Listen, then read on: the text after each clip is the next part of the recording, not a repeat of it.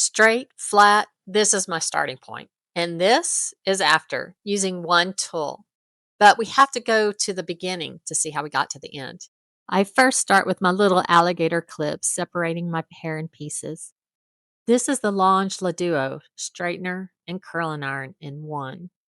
This is probably my favorite Amazon product ever.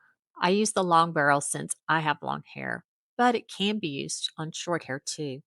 And they do make a shorter version. It heats up fast. The grip feels secure, not slippery, and the vent holes actually blow cool air to help set the curl as you go.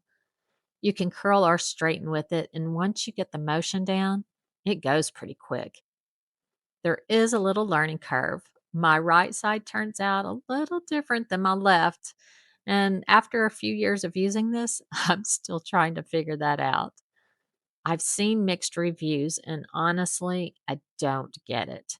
I love this thing. It might just take a little practice to get the hang of it, but for me, it's been worth it for how fast and easy it is. And these are the results. And I have always longed for long, curly hair, and now I get it in minutes. So this is Tracy approved.